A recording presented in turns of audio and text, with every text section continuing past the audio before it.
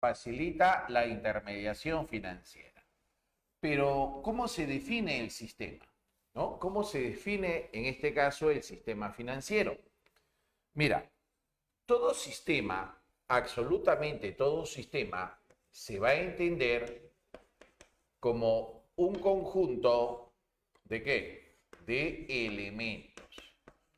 Un conjunto de elementos que se van a relacionar de una manera determinada, ¿no? Se enlazan. Una vez que ellos se enlazan, una vez que ellos se relacionan, forman una estructura.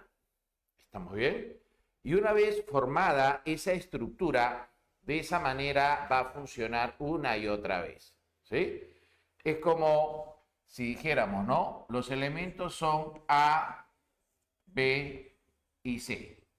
Ahí están los elementos. A, B y C. Esos elementos se enlazan. Digamos que se enlazan de esta manera. BCA. Al enlazarse de esa manera, así van a funcionar. Ahí va a estar su estructura. ¿Estamos bien? Ahí va a estar su estructura. Es como una casa. Agua, cemento, arena y unas cosas más, ¿no? Los combinas y haces una casa. Esa casa tiene una estructura. Y una vez que ya está formada, una vez que ya está su estructura, esa casa va a tener la misma forma siempre. ¿Verdad? Pero, ¿qué ocurre si los elementos tú los combinaste mal? Por ejemplo, si tú pusiste 10 carretillas de arena por un cuarto de saco de cemento. Obviamente va a estar muy fofo, ¿no? Esa casa en algún momento se va a venir abajo. Entonces significa que hay problemas estructurales. Los problemas estructurales se forman cuando esos elementos se han enlazado mal. Si esos elementos se han enlazado mal, significa que acá hay problemas estructurales, ¿verdad? Por lo tanto, hay que preocuparse siempre de que esos elementos se enlacen bien, ¿verdad? Se enlacen bien. Ah, entiendo. Ahora, una vez que ya esos elementos se enlazaron, una vez que esos elementos, ¿no?, ya tienen ahí una estructura, hay que preguntarnos cuál es el objetivo que va a buscar ese sistema. Yo ya te adelanté que en el caso del sistema financiero, los elementos que deben formar, o perdón, el objetivo que debe cumplir el sistema financiero es la de facilitar la intermediación financiera, ¿verdad? Ese es su objetivo. Ahora, profesor, hasta ahí está claro. Pero, ¿cuáles son los elementos del sistema financiero? Vamos a ver el primer elemento.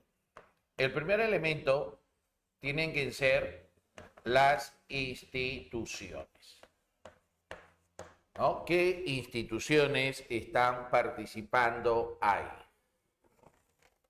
En el caso de las instituciones que tienen que estar participando ahí, es la Superintendencia del Mercado de Valores, la SMV y la Superintendencia de Banca y Seguros, la SBS. ¿Estamos bien? La Superintendencia del Mercado de Valores, que va a regular, que va a supervisar toda la intermediación directa. La intermediación directa va a comprender la negociación de acciones y bonos. Y la Superintendencia de Banca y Seguros, que va a regular la intermediación indirecta. Ahí vamos a tener pues a los bancos, a las AFP, a las financieras, ¿no? Por ejemplo, si un nuevo banco quisiera operar en el Perú, este nuevo banco debiera contar con la autorización ¿de quién? Con la autorización de la SBS, ¿verdad? Si hay un banco que se va a retirar del Perú, el que va a fiscalizar ese retiro es la SBS, ese es el ente encargado, ¿no? Si una sociedad anónima quisiera vender acciones en bolsa, ¿quién es el que lo va a autorizar? La SMV. ¿Te das cuenta? Estas son las instituciones encargadas de regular. Obviamente, estas entidades son estatales, le pertenecen al Estado. Luego, tenemos que tener a las normas, ¿verdad? Obviamente, hablamos de unas normas jurídicas. ¿Está bien? En el caso de estas normas jurídicas, las normas jurídicas van a ser las llamadas reglas de conducta, ¿no? Dadas por el Estado. Si esas normas no existieran, no podríamos poner un orden, ¿no? No habría garantía para el proceso de préstamo de dinero, ¿no? Por ejemplo, prestan dinero acá en la intermediación financiera y le hacen firmar una letra de cambio. Si no se cancela la deuda, el acreedor puede ejercer el protesto. El protesto es el reclamo ante la negativa del pago de esa deuda. Y ese protesto se hace ante el juez. El juez, al ver ese protesto, inmediatamente va a ordenar el embargo de alguna propiedad del deudor para poder honrar esa deuda, para poder honrar esa letra de cambio. Y todo eso está estipulado en las normas. ¿Te das cuenta? Entonces, ¿qué normas voy a poner acá? Voy a poner a la ley de bancos, por ejemplo.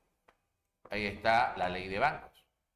También voy a poner acá a la ley del mercado de valores. Ley del mercado de valores. Adicional a esto, voy a poner a las empresas que están participando ahí. Y las empresas que participan ahí son bastante conocidas. Ahí están los bancos, las administradoras de fondos de pensiones, las compañías de seguro, las financieras, las cajas municipales, etc. ¿No? Etc. Entonces, ahora ya usted tiene todas las entidades que están participando, ¿no? Con las normas y las llamadas empresas. Entonces, todo esto son los elementos del sistema financiero. La forma, cómo se enlacen, cómo se relacionen estos elementos, va a ser llamado su estructura, ¿verdad? Es su estructura. Y esa estructura va a tener un objetivo. Profesor, ¿cuál va a ser el objetivo? El objetivo, en este caso, va a ser facilitar la llamada intermediación financiera. Vamos a ponerlo por acá. El objetivo que se busca entonces ahí es facilitar la intermediación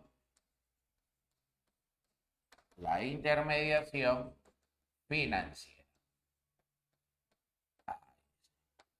La intermediación financiera. Recontra fácil, ¿verdad? Recontra sencillo. Ahora nos preguntamos, ¿qué es la intermediación financiera?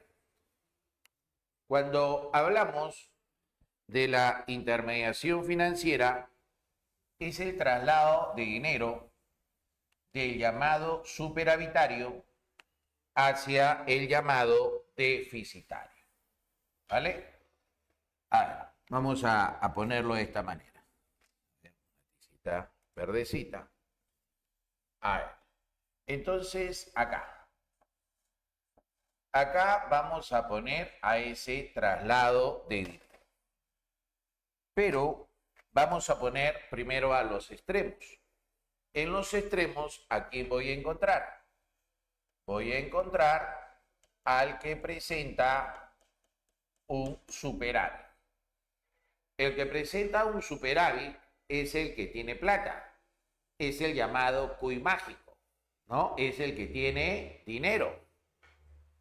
Y por acá vamos a poner al que presenta un déficit, al que presenta un faltante de dinero, ¿no? Entonces, ¿qué hace el superávit? Le va a prestar dinero al deficitario. Entonces, acá ponemos que va a existir un traslado de dinero. Si gustas, a ese traslado de dinero lo vas a llamar de esta manera. Vas a decir, acá en este traslado de dinero, puedes decir que hay un préstamo. Ahí está, un préstamo. Puedes decir que hay un crédito, ¿cierto? Un préstamo, un crédito. Entonces, a partir de ahí, de ver esta imagen, nosotros nos hacemos preguntas, ¿verdad? ¿Qué preguntas podemos hacernos? Primero, ¿qué debo entender por superávit? ¿Qué debo entender por déficit? ¿No? Tengo que tener claro qué es esa situación. Luego, preguntarme, ¿en qué utiliza el dinero el deficitario? ¿En qué variable económica va a recaer su dinero? Siguiente. Eso afectaría de qué manera a la economía nacional, ¿no? Entonces son varias preguntas que vamos a ir respondiendo. Primero, respondamos la pregunta del llamado superávit, ¿no? Del llamado superávit. Entonces, cuando se habla del llamado superávit, ahí está, cuando hablamos del llamado superávit, estamos hablando de un valor positivo. Estamos hablando de un valor positivo. ¿Ok? Vamos a poner acá lo siguiente. Vamos a decir, ingreso 10. Egreso 8. 10 menos 8 sale 2. Positivo, ¿verdad? Ese es el superávit. Ahora, este 2 que aparece por acá, ese 2 que aparece por ahí, estará dentro del menos 8. Este 2 estará dentro del menos 8 o estará dentro de este más 10. Y la respuesta, 10. 10. excelente, muchachos. Está dentro de ese más 10. O sea que el superávit es una parte de este ingreso. Pues sí, profe, es una parte de ese ingreso. Es como si nosotros pusiéramos lo siguiente. Pusiéramos acá dos barritas.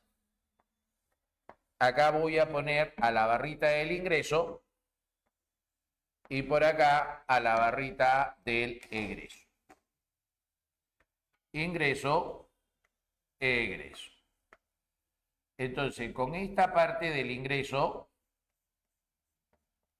se cubre todo este egreso. Hay una parte que sobra. En este caso, siguiendo el ejemplo, sería de más 2. Por lo tanto, voy a definir el superávit de esta manera. Este superávit vendría a ser una parte del ingreso. Es claro que es una parte del ingreso, ¿verdad? Pero es la parte del ingreso que excede al egreso. Parte del ingreso que excede al egreso. Un caso aplicativo. No dice, hay un superávit presupuestal, escucha bien, ¿ah? Hay un superávit presupuestal que asciende al 13% del PBI. Hay un superávit presupuestal que asciende al 13% del PBI. Entonces, Si me dicen que hay un superávit presupuestal, que es el 13% del PBI, y me piden interpretarlo, pues muy simple. En vez de decir superávit, digo lo que significa. O sea, hablo de lo de acá. Digo lo que va a significar. Entonces diré, la parte del ingreso que excede al egreso es del 13% del llamado PBI. ¿Te das cuenta? Ahora, si nosotros acá planteamos el llamado déficit, ¿no? Déficit, ¿qué viene a ser? El déficit es un faltante. El déficit es un faltante. Ese déficit lo podemos asociar con el valor negativo, ¿no? El valor negativo. Entonces, por acá tenemos ingresos menos egresos. Ingreso 10, egreso 12. Eso es igual a menos 2. Entonces, ese menos 2, ese valor negativo, es el déficit. Como tú puedes observar, este déficit, este valor de menos 2, está dentro de este menos 12. ¿Verdad? Entonces, si quiero definir el déficit, diré, el déficit vendría a ser una parte del egreso, que no es cubierta,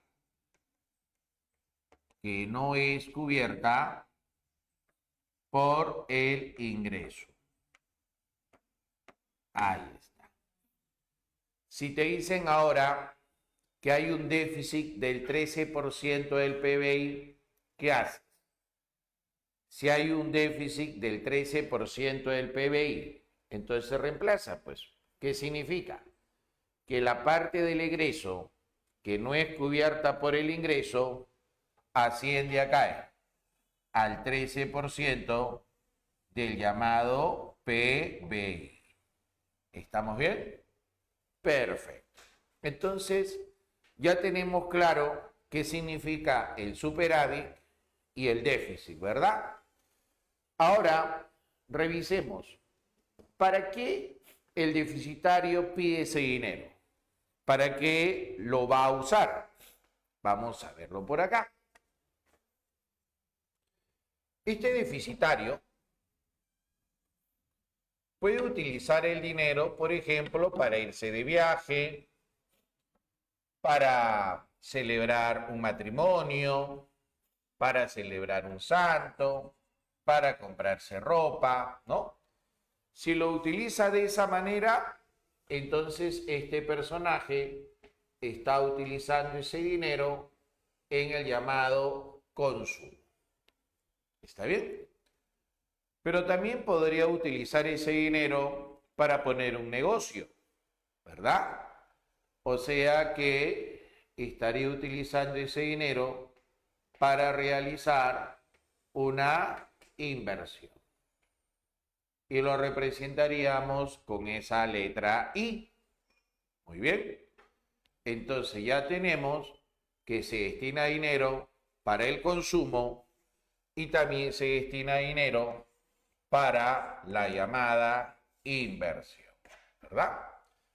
¿Cómo eso afecta a la economía? También hicimos la pregunta. Vamos a poner acá la fórmula del PBI. Entonces, acá tengo al PBI, que es lo que se produce dentro del país, ¿no? El PBI es la producción hecha dentro del territorio nacional, ¿verdad? Ese PBI va a ser igual al consumo de familia más el gasto de gobierno más la inversión más la exportación menos la importación. Bien, pongámosle números. Pongamos acá estos valores. Ya está. 40 menos 5, ¿verdad? ¿Cuánto saldría el PBI? 35. Ahora subamos el consumo y la inversión. Subamos el consumo y la inversión. Que el consumo se duplique a 20. Que la inversión también se duplique a 20. Y que lo demás se mantenga igual. Que lo demás se mantenga igual. Entonces, ahora, ¿cuánto sumaría? 55, ¿verdad? Acá saldría 55.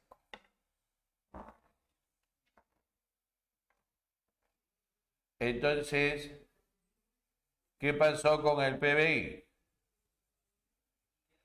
El PBI se incrementa, ¿sí? Así es. Entonces, al haber un mayor consumo y al haber mayor nivel de inversión, manteniéndose todo lo demás constante, eso trae como consecuencia un mayor PBI, un incremento del Producto Bruto Interno.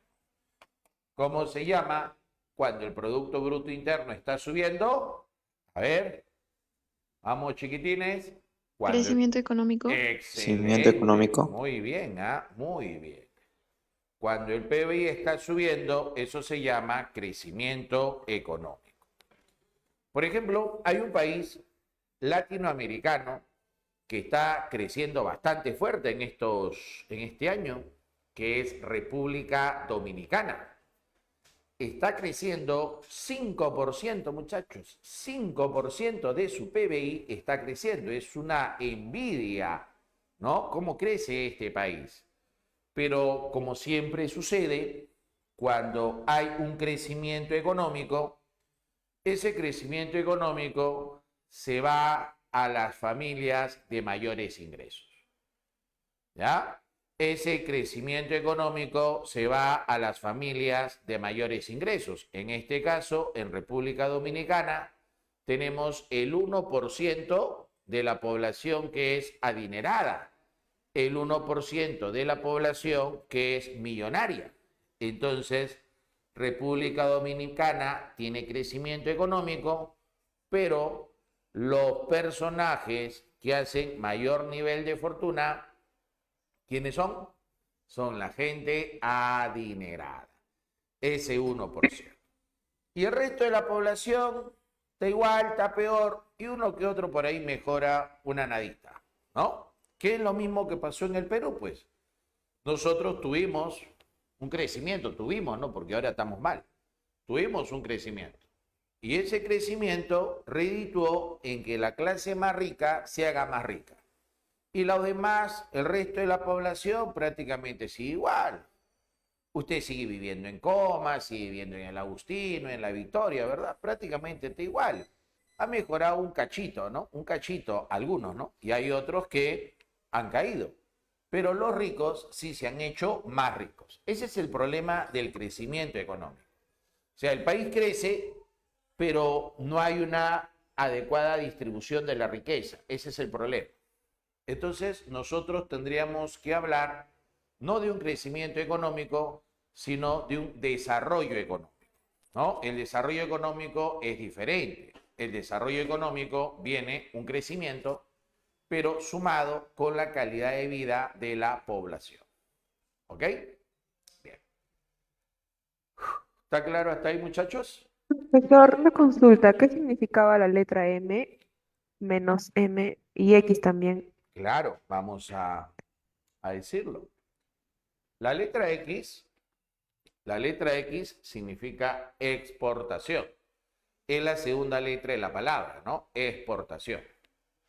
Y la letra M significa importación, ¿no? M, importación. También es la segunda letra de la palabra. ¿Ok? Ok, gracias, profesor. Bien, voy a mojar la motita. Denme unos segundos, por favor. Ay, mejor está de acá.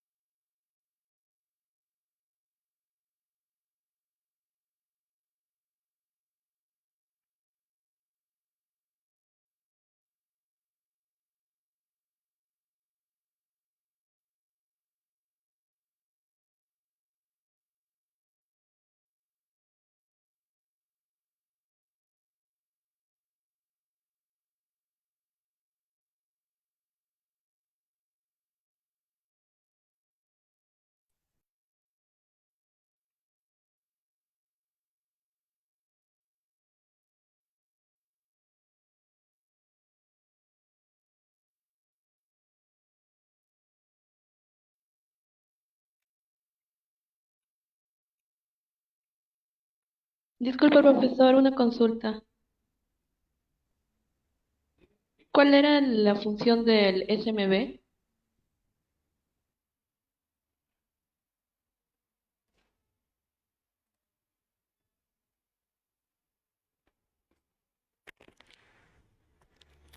En el caso de la SMV, llamada a la Superintendencia de Mercado de Valores, es la de regular, pues muy simple, la de regular y supervisar la intermediación financiera directa. ¿Estamos bien? Sí, profesor, gracias.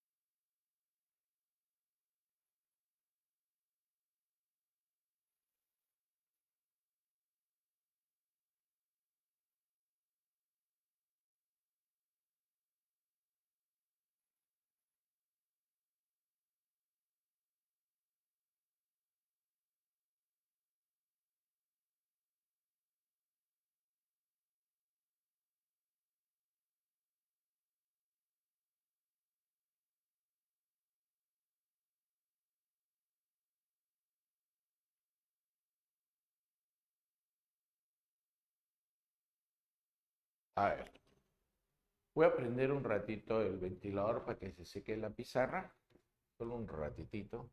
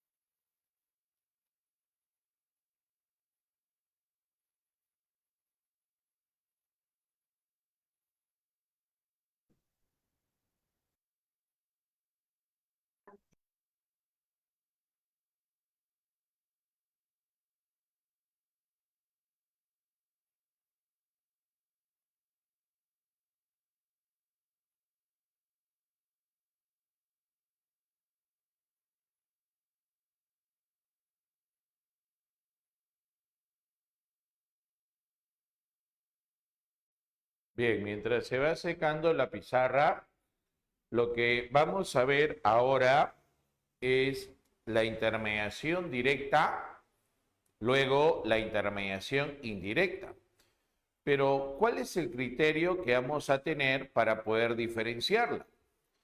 Cuando el agente económico con superávit, él decida trabajar el mismo su dinero, significa que estamos en la directa. Pero si el superavitario deja que un tercero trabaje su dinero por él, entonces estaremos en la intermediación indirecta. Es simple, ¿verdad?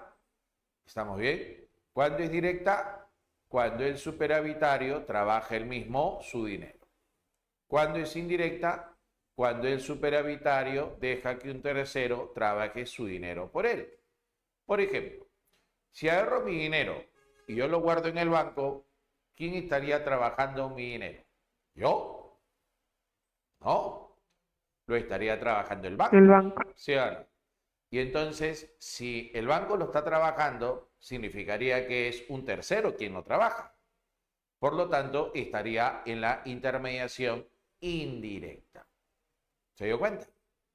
Muy bien, ya se secó.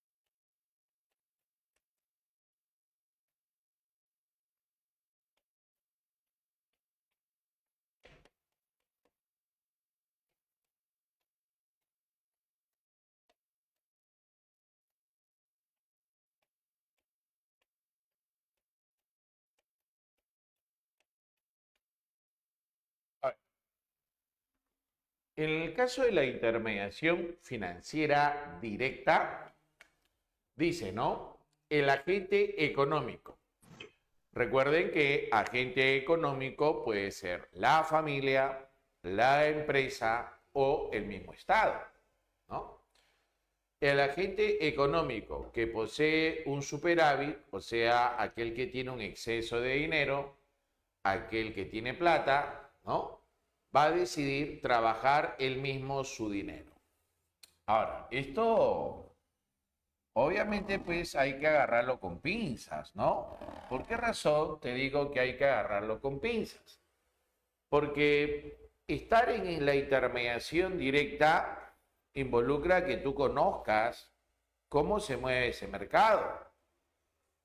Porque no es que yo me meto porque me dio la gana y yo soy temerario y me meto, no, no es así. Este es un mercado que involucra mucho riesgo. Cuando involucra mucho riesgo, lo importante es que tú conozcas. Es como, por ejemplo, decir, vamos a escalar una montaña. ¿Ha visto esos jóvenes que escalan las montañas bastante empinadas, así, medias rocosas, ¿no? Para eso tienes que tener un buen estado físico, ¿cierto? Un buen estado físico. Tienes que tener preparación en ese deporte, ¿no es cierto? Para atreverte a escalar esa montaña. Tienes que conocer, ¿verdad? Pero aún así, conociendo, ¿verdad? Teniendo un buen estado atlético, también existe la probabilidad de accidentes, ¿cierto? Entonces, ¿qué te quiero decir?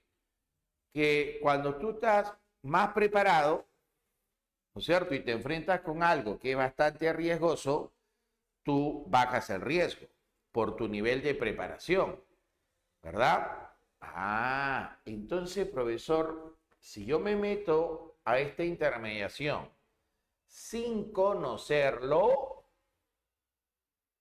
es como si yo me atreviera a escalar esas montañas, ¿no? Si yo hago esto, Yes, lo más probable es que me mate, ¿cierto? ¿No es cierto? Yo no podría hacer eso, yes. ¿no? A estas alturas de mi vida. Ah, entiendo. Profesor, o sea que este tipo de intermediación es muy riesgosa. Se asume un alto riesgo, ¿no? Se asume un alto riesgo. Profe, ¿y qué cosa es el riesgo? Ah, vamos a trabajarlo acá. En el caso del riesgo viene a ser la probabilidad de perder. Entonces, al decirnos hay un alto riesgo, significa que la probabilidad de perder es grande, ¿verdad? Profesor, y si la probabilidad de perder es grande, la probabilidad de ganar será pues obviamente pequeña, ¿no? Obviamente pequeña. Ah, ahora, si gana, si gana, logra una alta rentabilidad. Si gana, logra una alta rentabilidad. ¿Estamos bien? ¿Difícil esa parte? No, ¿verdad? No. No. Fácil. Ahora, hagamos una relación riesgo-rentabilidad. Vamos a hacerlo por acá.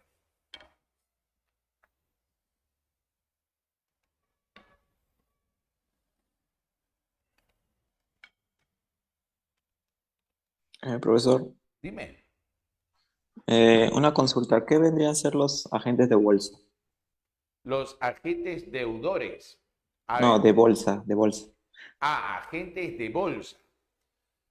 La sociedad agente de bolsa son aquellos autorizados para poder hacer las compras o las ventas de acciones y bonos dentro de la bolsa de valores, ¿no?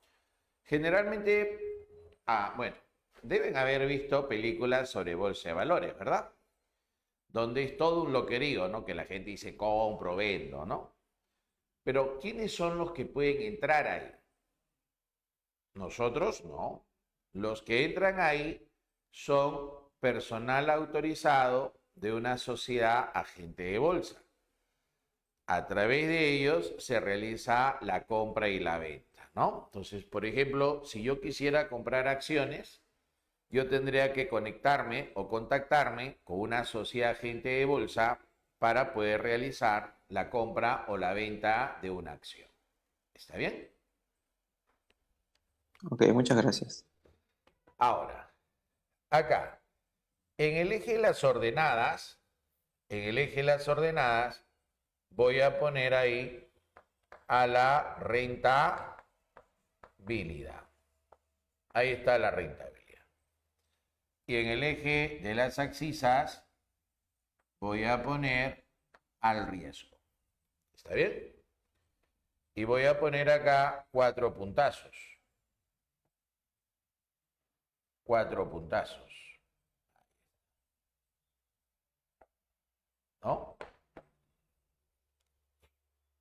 Un chico dice, profesor, tengo 400.000 soles que me queman el bolsillo. ¿Qué hago, profe? ¿En qué invierto? Para saber en qué invierte, hay que saber cuánto riesgo está dispuesto a asumir. Si, por ejemplo, él dice, o le preguntamos, ¿no? ¿Qué pasa si pierdes la plata? No diga eso. Mi madre me mata.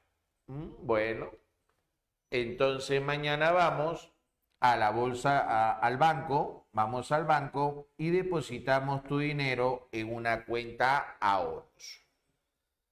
Al depositar tu dinero en una cuenta ahorros, vas a asumir, está chueca creo, ¿no? Vas a asumir un riesgo bajo, pero también vas a lograr una rentabilidad baja. ¿Está bien? Una rentabilidad baja. Ya está.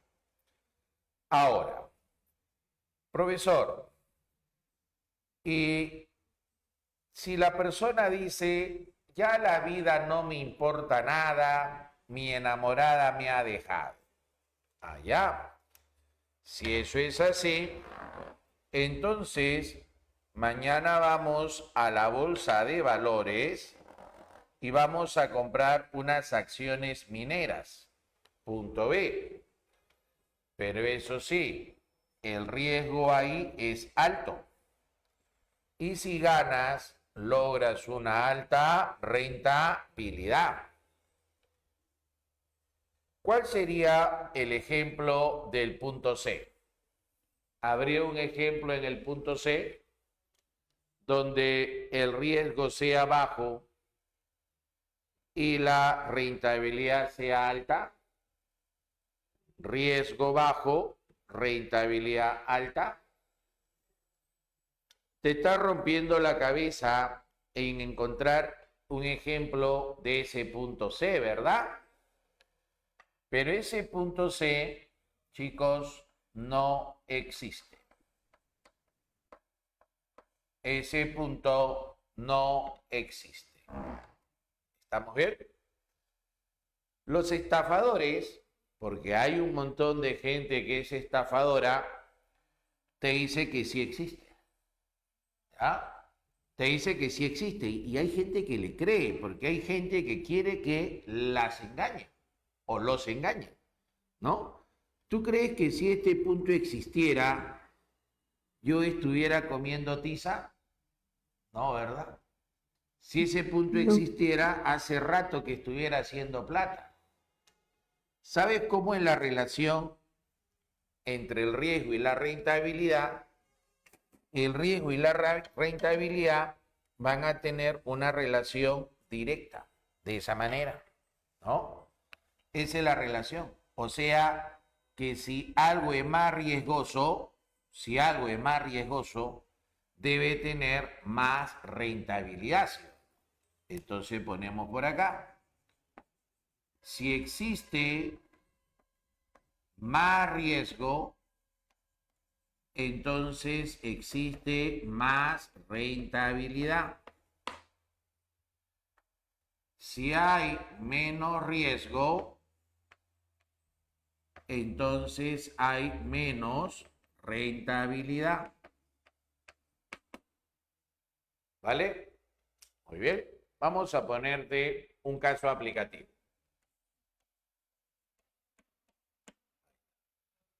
Vamos a poner a dos países. Vamos a poner a Estados Unidos y a Ruanda. Ambos países están pidiendo prestado el mismo monto de dinero.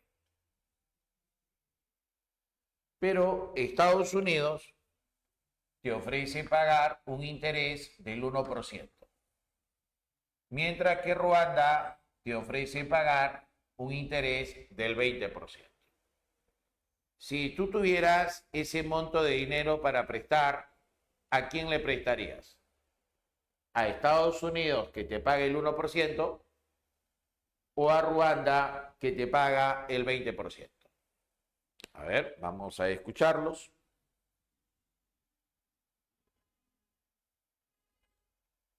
Ruanda. A Ruanda. A A Ruanda. Ruanda. Ruanda. Ya. Puede ser. Pero, ¿sabes? Yo le prestaría a Estados Unidos. ¿Por qué razón? Profesor, acá le está pagando menos, eso no le conviene. Claro, pero ¿qué dice acá abajo? Si me da menos rentabilidad, ¿es por qué? Porque hay menos riesgo. Entonces, prestarle el dinero a Estados Unidos involucra menor riesgo. Eso significa que Estados Unidos sí me va a pagar. Estados Unidos sí me va a pagar. En cambio, si le presto a Ruanda, prestarle a Ruanda involucra un mayor riesgo. Lo más probable es que Ruanda no me pague. Eso es lo más probable. O sea, usted conversa con diferentes inversionistas y le dice, oye, ¿le presto a Ruanda? No, mi hermano, no le presto. Porque en Ruanda hay bastantes conflictos civiles. Constantemente cambian de gobierno a dictadores. Y las dictaduras no reconocen deudas. ¿Te das cuenta? Es como si tu amigo que no le ha pagado a nadie, ¿ya? Tu amigo que tiene esa fama de no pagarle a nadie, te pide prestado plata. Oiga, présteme 100 soles, pues. De acá a fin de mes le pago 150 soles, 50% de interés. ¿Le prestas o no le prestas? Yo creo que no, ¿verdad? No.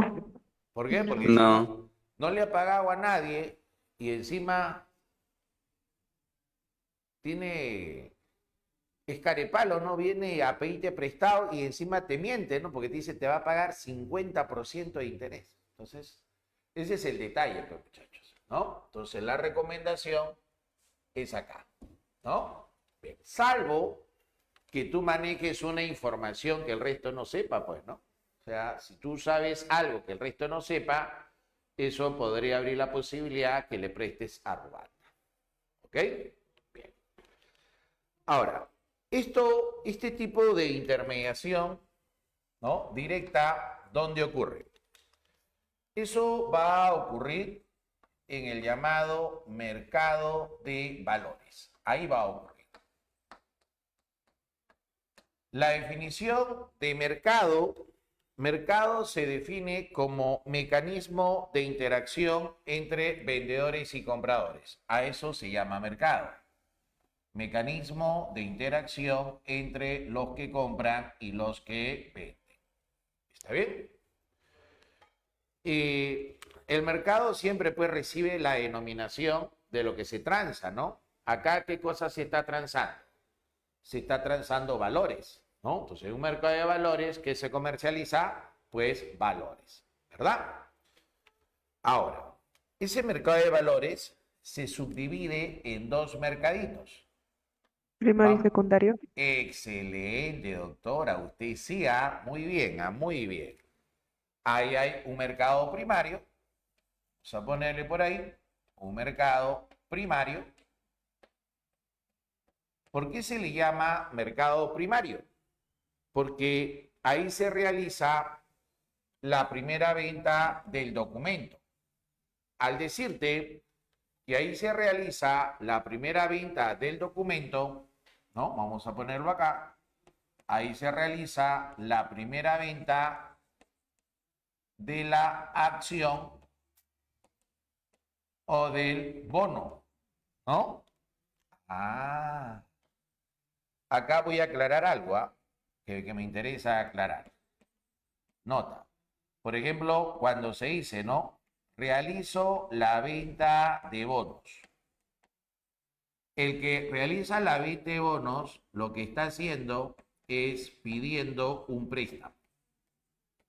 ¿Ya? Eso está haciendo. Está pidiendo un préstamo. O sea, el que vende el bono es un deudor, ¿sí? ¿Por qué es un deudor? Porque él es el que está pidiendo el préstamo. La Universidad San Martín de Porres, ¿no? ¿Conocen esa universidad, no? Universidad San Martín de Porres. Más o menos en el año 2002, 2003, por esos años, la Universidad San Martín realizó la venta de bonos, ¿no? La venta de bonos. O sea, la Universidad San Martín pidió dinero prestado, ¿no?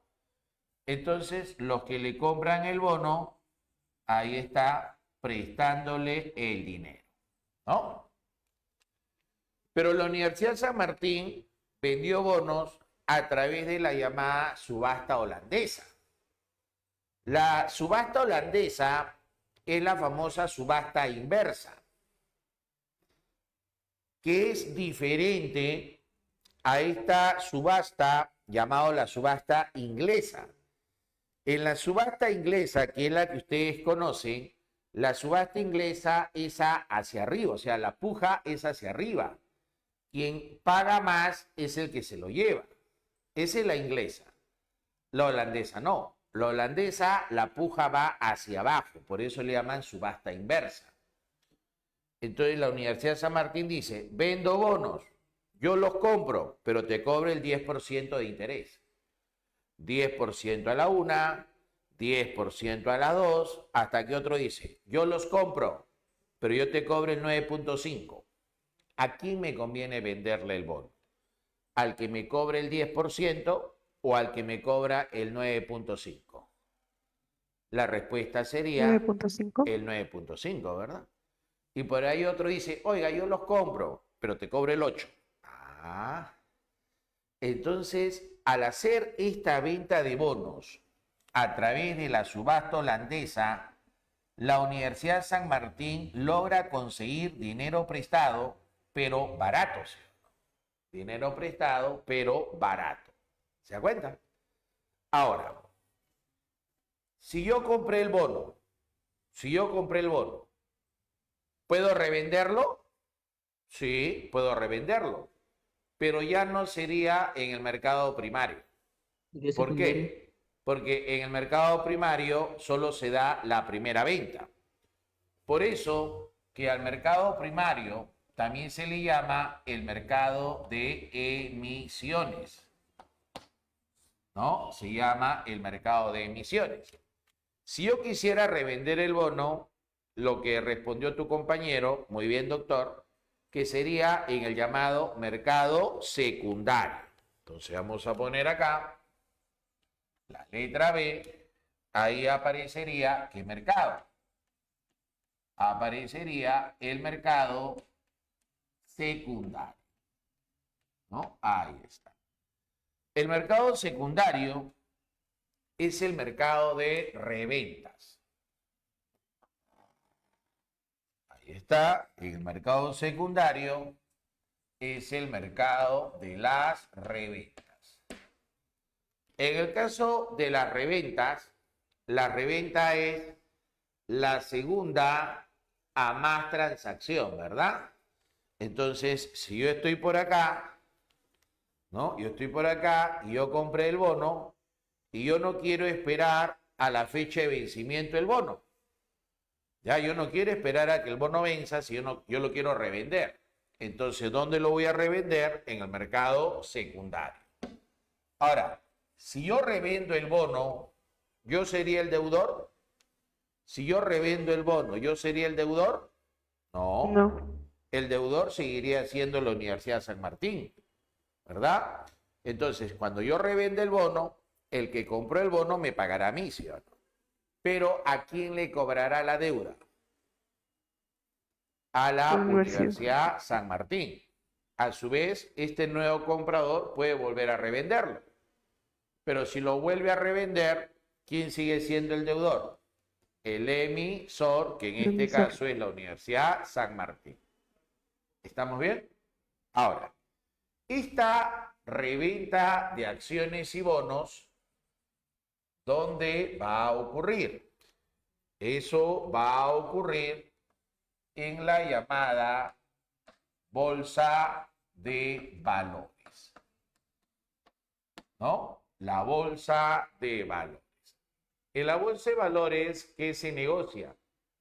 Valores mobiliarios, como por ejemplo las acciones y los bonos, ¿verdad? Acá.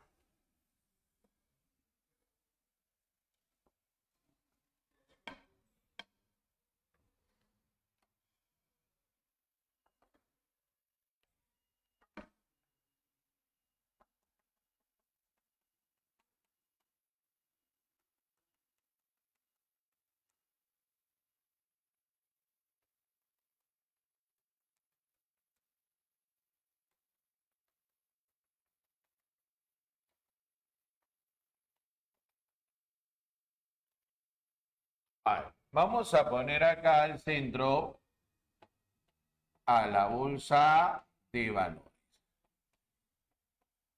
Esa bolsa de valores estará o no estará dentro de un mercado secundario.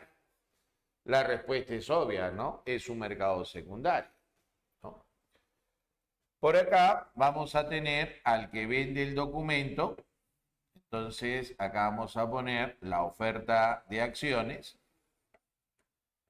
Cuando se vendan las acciones, no puede ir directamente a la bolsa de valores, sino que tiene que conectarse con una sociedad agente de bolsa.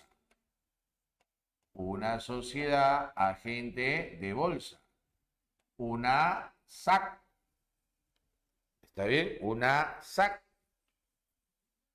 Ahora, por el otro lado, también tiene que haber una sociedad agente de bolsa.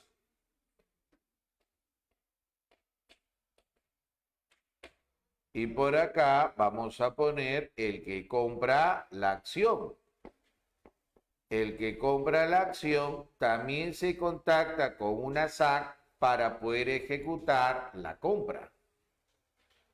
Pero antes de que se ejecute la compra, este comprador de acciones, este demandante de acciones, tiene que tener el dinero depositado en Cavalli.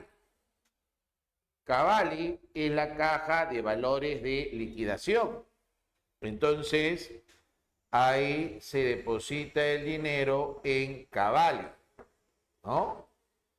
Cavalli, una vez que ve que la compra se ha hecho, entonces Cavalli desembolsa el dinero al que vendió la acción. Le paga su comisión a esta sociedad agente, le paga su comisión a la bolsa de valores, le paga su comisión a la sociedad agente de bolsa. ¿Te das cuenta?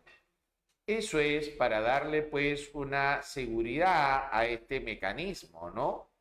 Si Cavalli no existiera, tú te imaginas que él dice, compro la acción y a la hora de pagar él diga, no tengo plata. Uy, ay, ay. Se generaría un nerviosismo, pero inmenso, ¿verdad? Inmenso. Entonces, ¿es o no es importante la presencia de Cavalli, muchachos? ¿Qué significa Cavalli? Caja de valores de liquidación, ¿no? Ahí también pues se registran, ¿no? Esas acciones, ¿verdad? Muy bien. A ver, usted mismo es.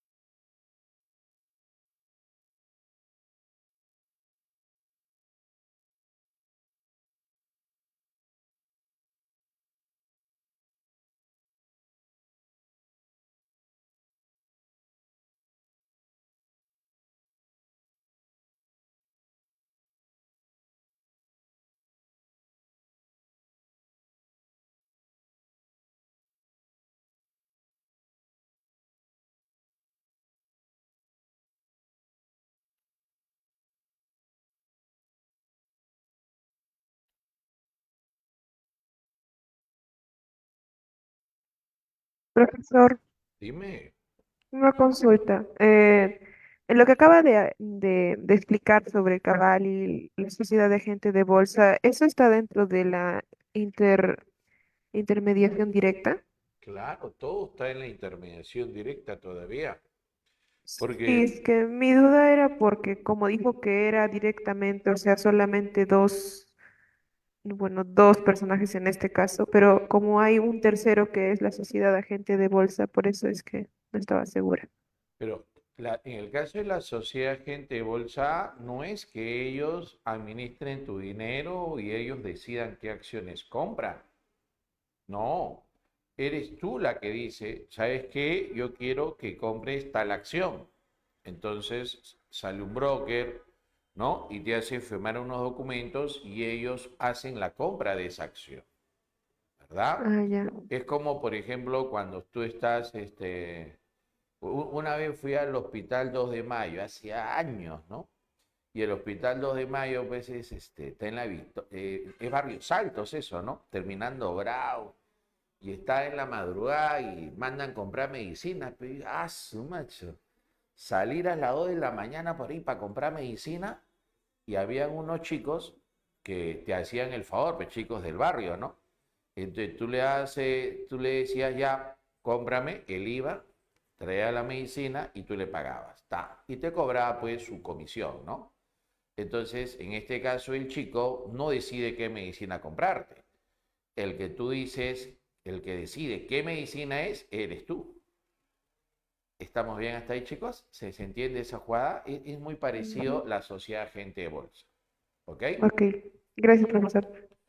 Bien. A ver.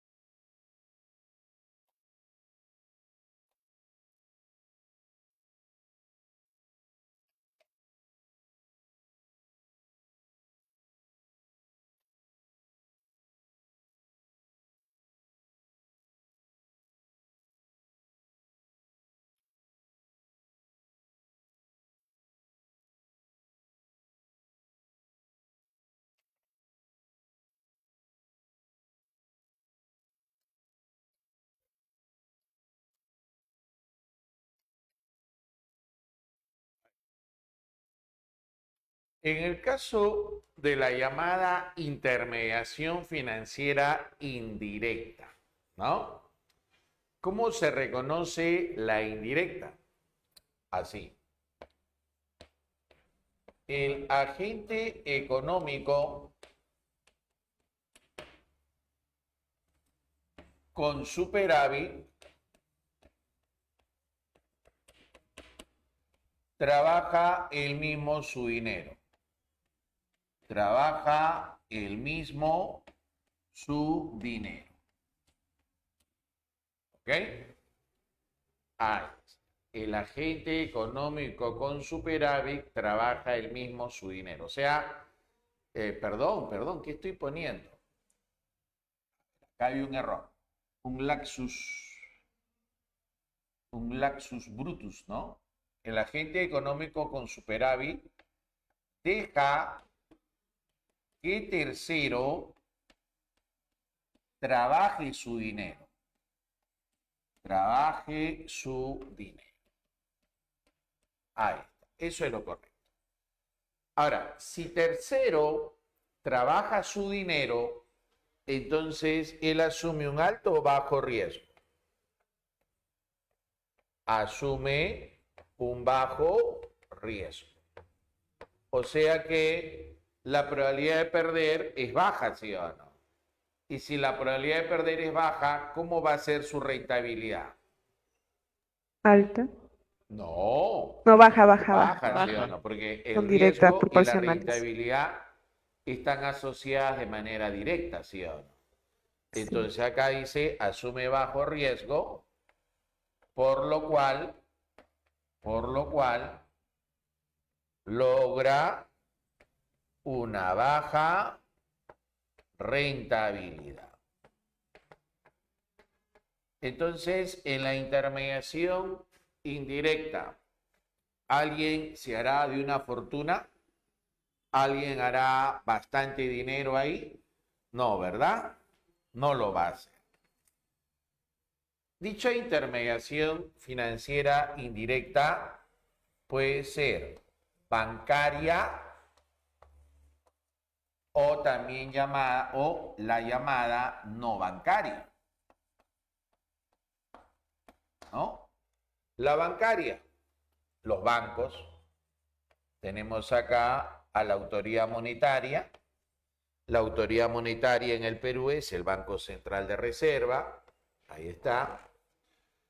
También tenemos al Banco Recaudador y Pagador del Estado. El Banco Recaudador y Pagador del Estado es el llamado Banco de la Nación. ¿Está bien? Banco de la Nación. Y de ahí tenemos a la llamada banca múltiple. ¿Por qué le llaman banca múltiple? Le llaman banca múltiple porque hace múltiples operaciones.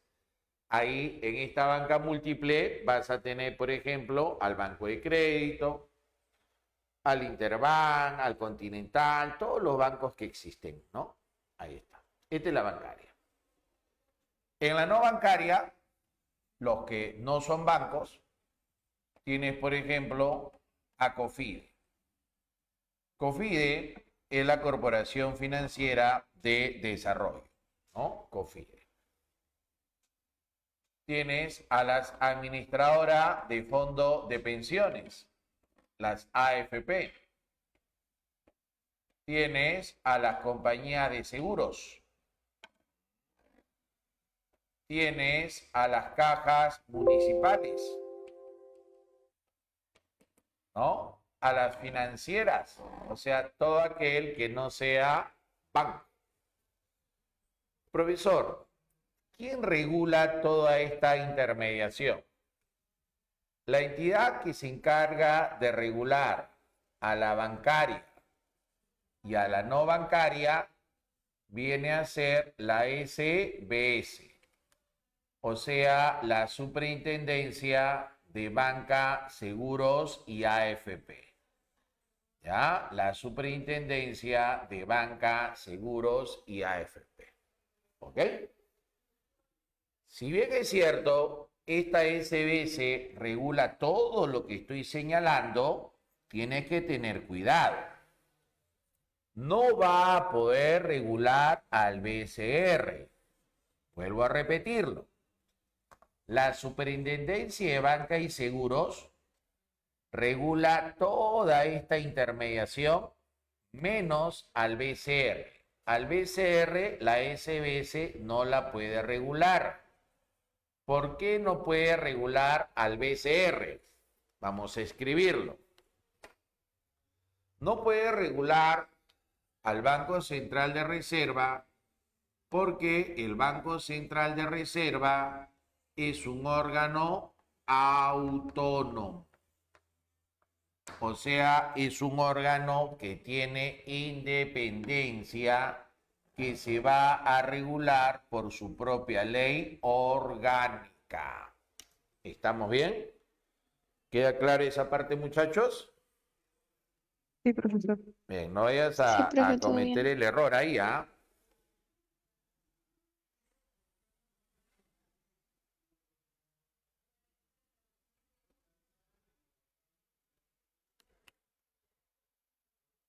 Ahora, vayamos a ver a los bancos. Los bancos están dentro de la intermediación indirecta, ¿no? ¿Cómo opera un banco? Un banco opera de la siguiente manera. Recibe dinero del que presenta un superávit. El que presenta un superávit hace un depósito en el banco. Una parte de ese depósito se queda en el banco, lo que se llama el encaje legal, ¿no? El encaje legal se queda en el banco. El resto del dinero se va a prestar. Se otorga un crédito. ¿Quién recibe ese crédito? El que presenta un déficit. Después de un tiempo, el deficitario tendrá que pagar una tasa de interés. ¿A quién le va a pagar? Al banco. Esa se llama la tasa de interés activa. Por sus iniciales tendremos a quién? A la llamada tía, ¿no? El banco también le pagará al superavitario. Le pagará una tasa de interés, llamada la tasa de interés pasiva. Por sus iniciales sería la T, ¿no? Entonces, si tenemos acá a la tía y le restamos la pasiva, si a la tía le restamos la pasiva, eso va a involucrar, ¿no?, un margen de ganancia llamado el spread bancario, ¿no? ¿Qué es el spread bancario? Es la ganancia del banco, ¿no? Muy bien. A ver, te mencioné que una parte del depósito se queda en el banco, ¿verdad? ¿Cómo se llama esa parte del depósito? Se llama la Encaje legal. tasa de encaje. Muy bien. A ver, vamos a resolver la pregunta número 10 de tu material, ¿no? Que se encaja perfectamente en esto. La pregunta 10 dice que se deposita en el banco la cifra de 20.000 soles. Ahí está. 20.000 soles se depositan, ¿cierto? Que la tasa de encaje es del 10%, eso dice la pregunta, ¿verdad? La tasa de encaje es del 10%, o sea, el 10% de 20.000 se va a retener en el banco. ¿Cuánto es el 10% de 20.000? 2.000 soles, ¿verdad? 2000. 2000. Entonces, si 2.000 soles se retienen en el banco, el resto del dinero, que es 18.000 soles, se va a prestar. Va a entrar en crédito, ¿cierto? Ahora, dice que el deficitario paga una tasa de interés del 20%, ¿verdad? Pero tiene que pagar una tasa de interés del 20% sobre lo que le han prestado. ¿Le han prestado cuánto? 18.000. ¿Cuánto es el 20% de 18.000?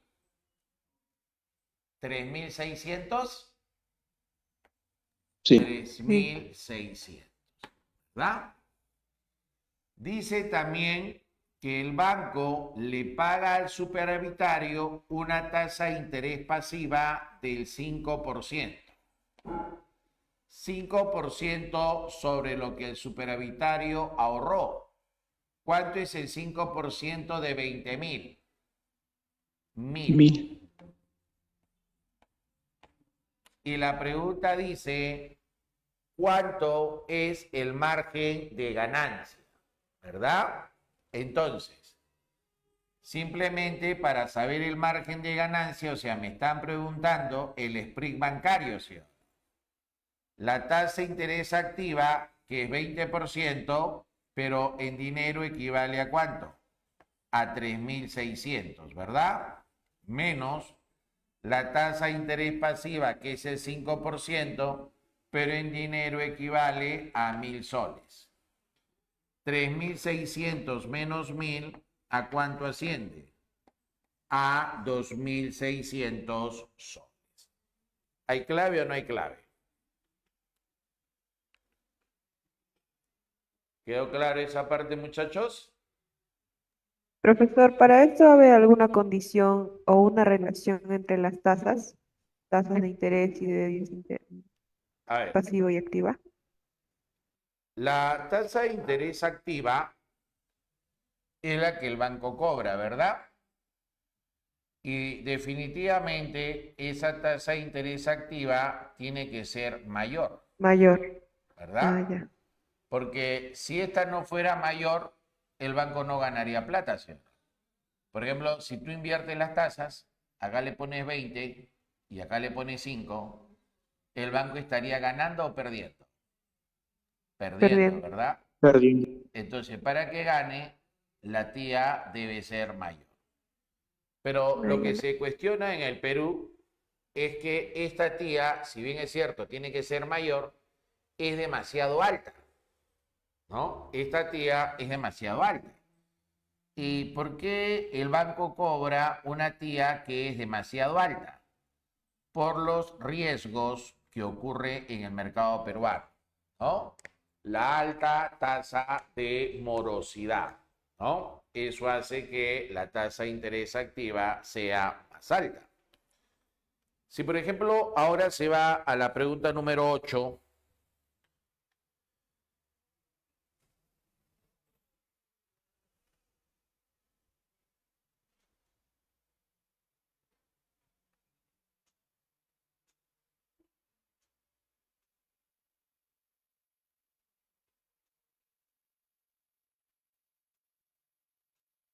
¿qué marcaría en la 8?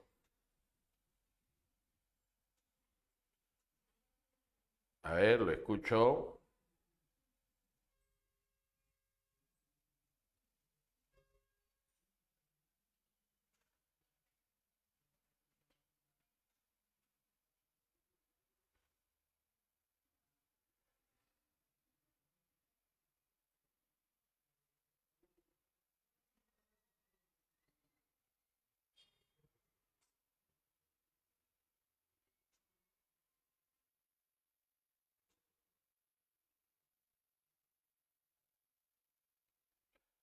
Ahí la Activa. respuesta activa, activa.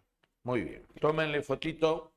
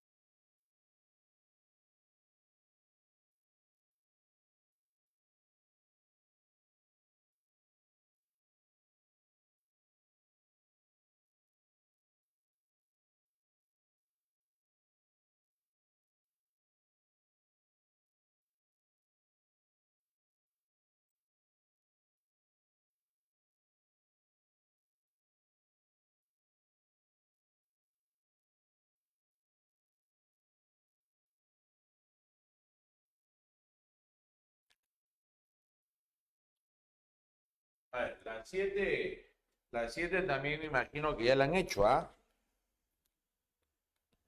La 8 la respuesta era activa, ¿verdad? La 7 también está facilito, ¿ah? A ver, espero escuchar su respuesta de la 7. Activa y pasiva. Activa y pasiva, pues, ¿no? Muy bien. Ahora, para la pregunta número 6, esa sí tengo que explicar. Pero vaya leyendo la 6, por favor.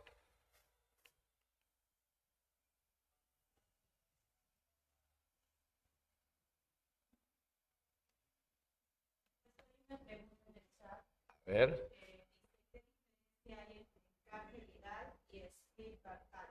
Ah, ya. En el caso del SPRI bancario, el SPRI bancario es el margen de ganancia. O sea, el SPRI bancario te dice cuánto el banco está ganando. En cambio, la tasa de encaje no es ganancia. La tasa de encaje es el porcentaje de los depósitos que en el banco se retiene. ¿Qué finalidad cumple? El encaje tiene varias finalidades. Primera finalidad, regular cuánto dinero debe circular en la economía, ¿verdad? Porque si subimos el encaje, el banco tendría que retener más dinero, ¿sí? Y al retener más dinero, habría menos dinero para prestar. Esa es la primera función del encaje, regular el dinero. La segunda, el banco siempre debe disponer dinero en caja porque todos los días los clientes van a retirar su dinero, ¿verdad? ¿Cierto? Tercera función, la tasa de encaje me permite regular también la tasa de interés. Ah, profesor, pero ¿cómo que la tasa de encaje regula la tasa de interés? A ver, vamos a ver. Eso tiene que ver con la pregunta número 6, que me imagino que la están leyendo, ¿no?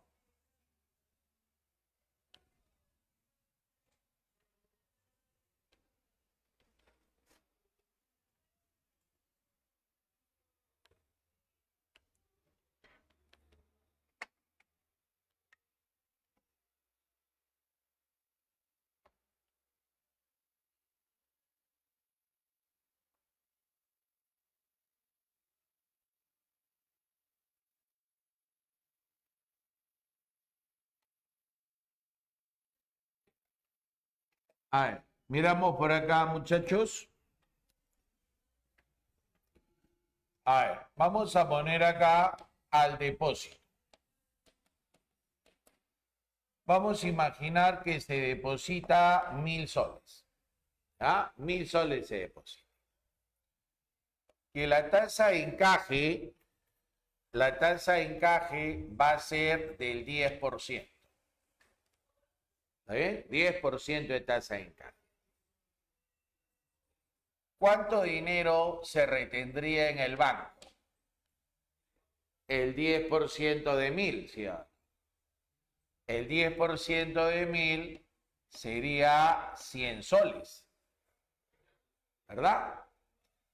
Entonces, ¿cuánto quedaría para prestar? ¿Cuánto habría de oferta monetaria en la economía? 900. Muy bien, muchachos, 900, ¿verdad? Muy bien. Ahora, sigamos con el mismo depósito, 1.000 soles. Pero el encaje que suba a 20%. ¿Cuánto dinero se quedaría retenido en el banco? 200. 200, muy bien. Y si se queda retenido 200, la oferta monetaria bajaría a 800 soles, ¿sí? ¿Vale? Entonces, Sí. este encaje me está regulando la oferta monetaria, ¿sí? Entonces, dígame usted, si ese encaje lo elevo, ¿qué pasa con la oferta monetaria? Al elevar la tasa de encaje, la oferta monetaria se va a reducir, ¿verdad? Muy bien. O sea que acá nos está diciendo que hay menos dinero en la economía. Eso no dice que hay menos dinero en la economía.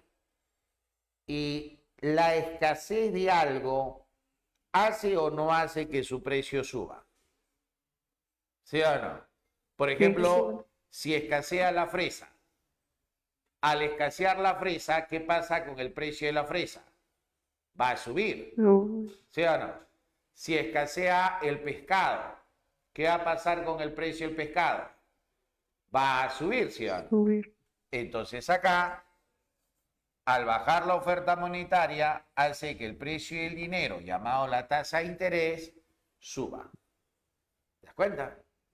Y al subir la tasa de interés, chicos, al subir la tasa de interés te está diciendo que suben las dos, ¿ah? Que sube la tía y también que sube la pasiva. ¿Te acuerdas que era la tía? Era la tasa que el banco Tasa de cobraba o interés pagaba. activa. ¿La que cobra o la que Cobraba. paga? La que cobra. ¿Sí?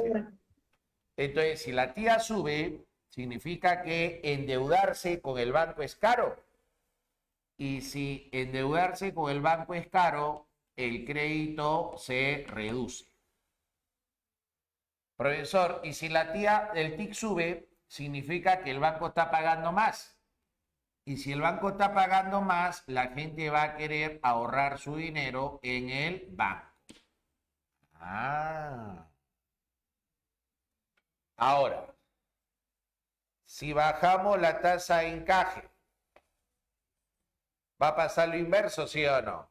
Si bajamos la tasa de encaje, aumentaría la oferta monetaria. Y al aumentar la oferta monetaria, al haber mucho dinero en la economía, la tasa de interés se va a reducir, ¿verdad? Si se reduce la tasa de interés, significa que baja la tía, pero también baja la TIC. Si baja la tía, el crédito se hace barato, ¿sí o no? Prestarse dinero de los bancos sería más barato, lo cual impulsaría a que el crédito aumente. Pero si baja la TIC, el banco te estaría pagando menos. Por lo tanto, la gente va a ahorrar menos dinero. Muy bien. La pregunta 6, ¿de qué nos habla? La pregunta 6, ¿qué cosa nos dice? Que se quiere un crédito más barato, ¿sí o no? ¿Cierto? Eso es lo que se quiere. Se quiere un crédito barato.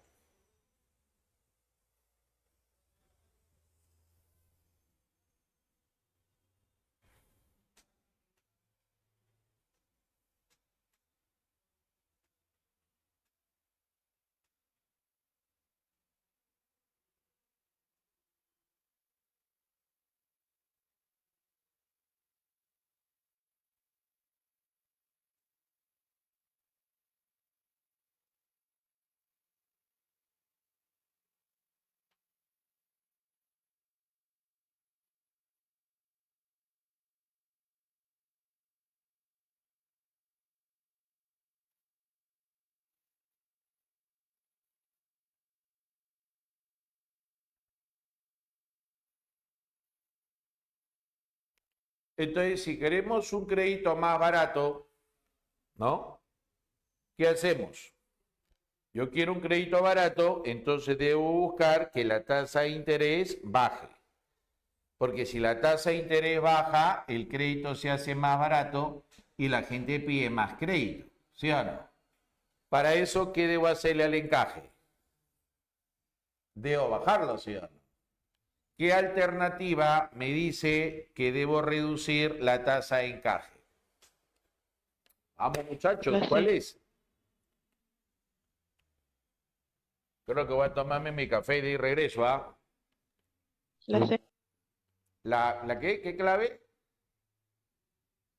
La C, la C. Sí. La C, ¿verdad? La Sasa. C. La C dice eso, bajar la tasa de encaje. Pero te llama la atención algo de la clave C porque dice algo más la C, ¿ah? ¿Qué más dice la C? ¿Habla de la tasa de referencia o no? Sí. Sí, Disminución, disminución de la sí. tasa. Habla de la tasa de referencia. ¿Qué es la tasa de referencia? La tasa de referencia lo establece el Banco Central de Reserva. Pero el Banco Central de Reserva, muchachos, no da leyes. El BCR no da leyes. El que da leyes es el Congreso. Entonces, el BCR no establece la tasa de referencia mediante una ley. Tiene que haber mecanismos que conlleven a esa tasa. La tasa de referencia es una tasa de interés objetivo, o sea, una tasa de interés meta. ¿Está bien?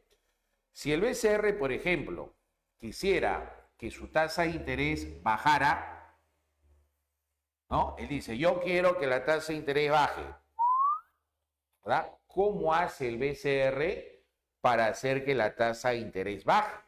Lo que hace el BCR es meter dinero a la economía. Es como cocinar, ¿sí o no? Es como cocinar. Yo meto más de algo, ¿no? Le meto más papita para que baje la cantidad de sal, ¿no? O de repente le echo más agüita para que baje el dulzor. ¿Te das cuenta? Cuanto más le echo, depende hasta cuánto quiere que baje. Pues. Entonces comienzo a regular. Yo BCR le comienzo a meter más dinero para que la tasa de interés baje. ¿Hasta cuánto quiero que baje? Entonces acá regulo, ¿sí o no? ¿Y cómo hago para meter más dinero en la economía? Lo puedo hacer a través del encaje. Entonces yo voy bajando el encaje y la cantidad de dinero en la economía va subiéndose. Y al subir la cantidad de dinero, voy presionando a que la tasa de interés vaya baja. ¿Verdad? Entonces, ¿habrá quedado claro esa explicación? Tenemos ya claro qué cosa es una tasa de interés de referencia. Es una tasa de interés objetivo, ¿no es cierto? O sea, una tasa de interés meta que se establece el Banco Central de Reserva. ¿Sí? Sí, profesor. Bien, ahora sí. Vamos ya con las preguntas. A ver. Vamos a ir con las preguntitas.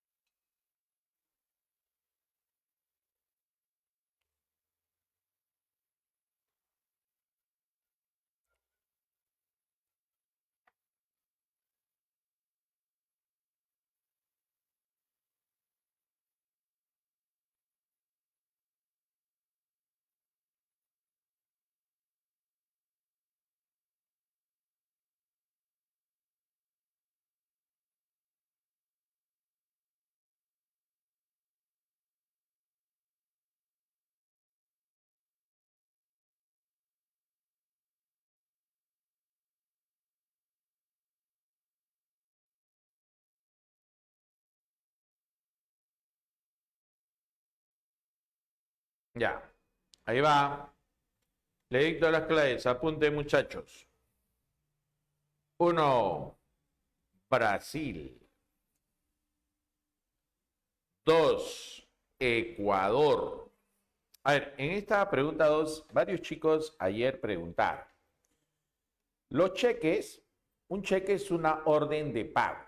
Entonces, cuando emito un cheque, le estoy ordenando al banco que saque dinero de mi cuenta corriente y se lo entregue al portador del cheque, ¿no? Entonces, eso, por ejemplo, cuando uno quiere mover sumas importantes de dinero, ¿no? Para evitar que sea asaltado, lo mueve con cheques, ¿no? Entonces, por ejemplo, si yo quiero mover, por decir, ¿no? Dinero del banco de crédito al Continental, ¿no? Y yo no tengo cuentas, nada, ¿no? Entonces me pueden dar un cheque de gerencia y muevo el dinero al otro banco con cheques para evitarme el riesgo de ser asaltado, ¿no?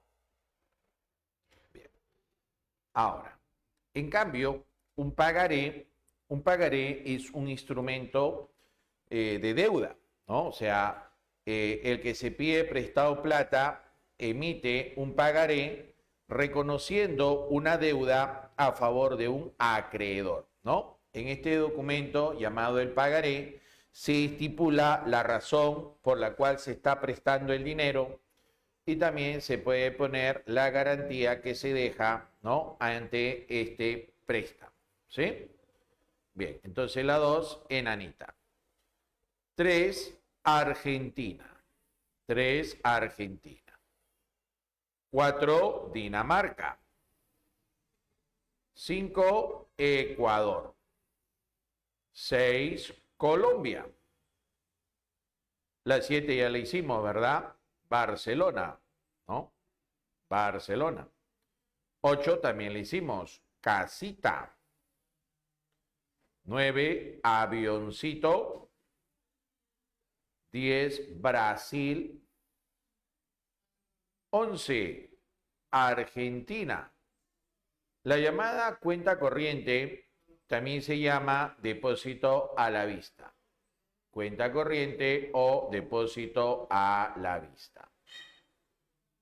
Y la 12, Dinamarca.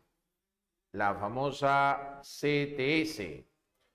¿Qué cosa es CTS? Es la compensación por tiempo de servicio. Ese es el famoso CTS, ¿no? Que ahora pues lo han liberado, ¿no es cierto? Hay gente que va a retirar el 100% de su CTS, ¿no? Bien. Eso es recomendable pues si es que la persona no tiene plata, bueno, pero siempre es mejor guardarlo, ¿ah? En algún momento, cuando ya salgas de trabajar, ahí tu CTS. Igual las AFP, ¿no? También la gente va a sacar su dinero de la AFP. Ten en cuenta que la vejez llega. Ahora, si vas a sacar tu AFP, hay que invertirlo bien, entonces, ¿no? Cómprate terrenos, ¿no? Propiedades. No, pero hay personas que sacan su AFP para comprarse televisores. Eso sí sería una pésima alternativa, ¿sí? La vejez llega y dura, y dura. Bien, muchachos. Ahí nos vamos a quedar, pues, ¿ya? Un fuerte abrazo, salvo que haya alguna pregunta. Si hay preguntas, usted mismo es, ¿ah? Esto de acá, esa parte de la pizarra que ustedes ven ahí es vital. Eso continuamente en los exámenes de admisión de San Marcos preguntan, ¿no? Entonces les recomiendo que usted lo aprenda bien eso para que se pueda defender en las diferentes preguntas del examen de San Marcos. ¿Ok, muchachos? Sí, profesor. Muy bien. Bien, chicos, entonces ahí nos vamos a quedar, ¿ya? Un fuerte abrazo a todos, ¿ah?